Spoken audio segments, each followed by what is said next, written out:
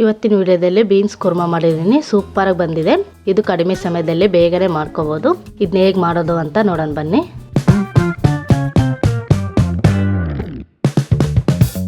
Beans Kurma ಮಾಡೋಕ್ಕೆ ಒಂದು 250 gram beans ತಗೊಂಡು ಒಂದು ಬೀನ್ಸ್ನ ಒಂದು 3 ಪೀಸ್ ಆಗಿ ಕಟ್ ಮಾಡಿ ತೊಳೆದು ಇಟ್ಕೊಂಡಿದ್ದೀನಿ. ಹಾಗೆ ಒಂದು ಬೌಲಷ್ಟು ಬಟಾಣಿನ ನೆನೆಸಿ ತಗೊಂಡಿದ್ದೀನಿ.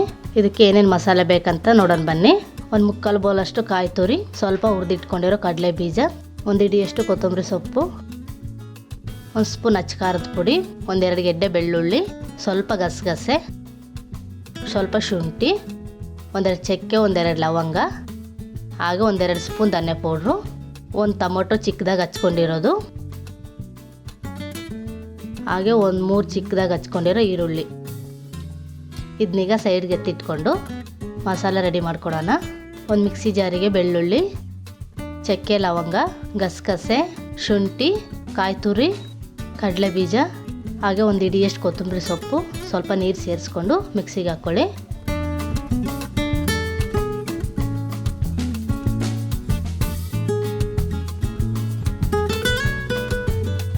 ನೋಡಿ ಮಸಾಲೆ ಎಲ್ಲ ನುಣ್ಣಗಾಗಿದೆ.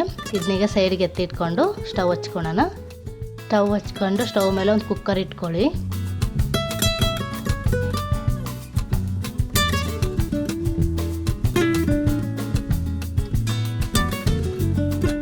ಕುಕ್ಕರಿಗೆ ಒಂದು 4 ಸ್ಪೂನ್ ಎಣ್ಣೆ ಹಾಕ್ಕೊಂಡು ಎಣ್ಣೆ ಸ್ವಲ್ಪ ಬಿಸಿ ಆದಮೇಲೆ ಒಂದು ಪಲಾವ್ ಎಲೆ, ಹಾಗೆ ಕುಯ್ದಿಟ್ಕೊಂಡಿರೋ ಈರುಳ್ಳಿನ ಆ್ಯಡ್ ಮಾಡಿಕೊಂಡು ಸ್ವಲ್ಪ ಫ್ರೈ ಮಾಡ್ಕೋಬೇಕು. ಕುಯ್ದಿಟ್ಕೊಂಡಿರೋ ಈರುಳ್ಳಿ ಸೇರಿಸ್ಕೊಂಡು ಒಂದು ಮೀಡಿಯಮಾಗಿ ಫ್ರೈ ಮಾಡ್ಕೊಳ್ಳಿ.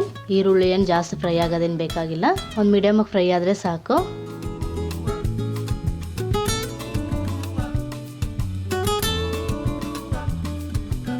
ನೋಡಿ ಈರುಳ್ಳಿ ಒಂದು ಮೀಡಿಯಮಾಗಿ ಫ್ರೈ ಆಗಿದೆ. ಇದಕ್ಕೆ ಒಂದು 1/4 ಸ್ಪೂನ್ ಅರಿಶಿನ,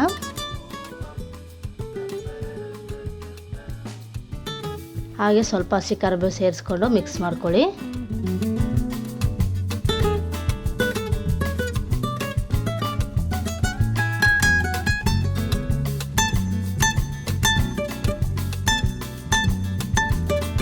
ಹಾಗೆ ಇದಕ್ಕೆ ಕುಯ್ದಿಟ್ಕೊಂಡಿರೋ ಬೀನ್ಸು,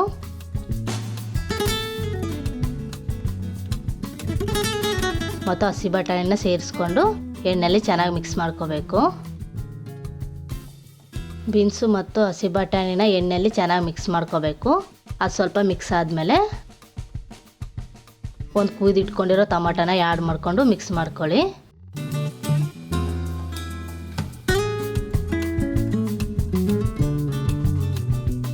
ಇದಕ್ಕೆ 1.5 ಸ್ಪೂನ್ ಧನಿಯಾ ಪೌಡ್ರು, ಹಾಗೆ 1 ಸ್ಪೂನ್ ಅಚ್ಚ ಖಾರದ ಪುಡಿ ಸೇರಿಸ್ಕೊಂಡು ಎಲ್ಲನೂ ಚೆನ್ನಾಗಿ ಮಿಕ್ಸ್ ಮಾಡ್ಕೊಳ್ಳಿ. ಕುರ್ಮಾನ ಒಂದು 4 ಜನಕ್ಕೆ ಆಗೋ ಥರ ಮಾಡ್ತಾ ಇದ್ದೀನಿ. ಅದಕ್ಕೆ ನಾನಿಲ್ಲಿ 1 ಸ್ಪೂನ್ ಅಚ್ಚ ಖಾರದ ಪುಡಿ ಹಾಕ್ಕೊತಾ ಇದ್ದೀನಿ. ನಿಮಗೆ ಖಾರ ಜಾಸ್ತಿ ಬೇಕು ಅಂದರೆ 1.5 ಸ್ಪೂನ್ 2 ಸ್ಪೂನ್ ಹಾಕ್ಕೊಳ್ಳಿ. ನೋಡಿ ಬೀನ್ಸ್ ಜೊತೆ ಅಚ್ಚ ಖಾರದ ಪುಡಿ, ಧನಿಯಾ ಪೌಡ್ರ್ ಎಲ್ಲ ಚೆನ್ನಾಗಿ ಮಿಕ್ಸ್ ಆಗಿದೆ. ಇದಕ್ಕೆ ಇವಾಗ ರುಬ್ಬಿಟ್ಕೊಂಡಿರೋ ಮಸಾಲಾನ ಆ್ಯಡ್ ಮಾಡ್ಕೋಬೇಕು.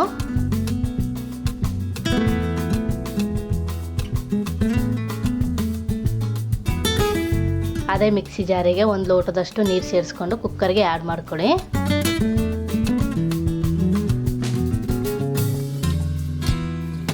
ಹಾಗೆ ಇದಕ್ಕೆ 1 ಸ್ಪೂನ್ ಉಪ್ಪು ಸೇರಿಸ್ಕೊಳ್ಳಿ.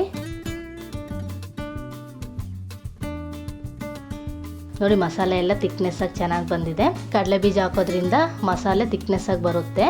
ಇದರಿಂದ ಕುರ್ಮಾ ತುಂಬ ಟೇಸ್ಟಿಯಾಗಿರುತ್ತೆ. ನೋಡಿ ಎಲ್ಲನೂ ಚೆನ್ನಾಗಿ ಮಿಕ್ಸ್ ಮಾಡ್ಕೊಂಡಿದ್ದೀವಿ.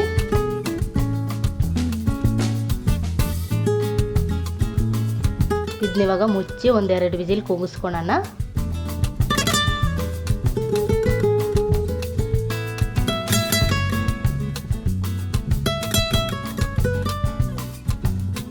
ನೋಡಿ 2 ವಿಜಿಲ್ ಆಗಿದೆ. ಸ್ಟವ್ ಆಫ್ ಮಾಡಿ ಕೆಳಗಿಳಿಸ್ಕೊಳ್ಳೋಣ.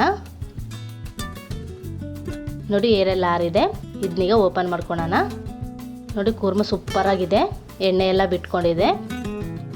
ಇದನ್ನೀಗ ಒಂದು ಬೌಲ್ಗೆ ಸರ್ವ್ ಮಾಡ್ಕೊಳ್ಳೋಣ. ಕುರ್ಮಾ ಚಪಾತಿಗೂ, ಗೀ ರೈಸಿಗೂ, ಪೂರಿಗೂ ತುಂಬ ಟೇಸ್ಟಿಯಾಗಿರುತ್ತೆ.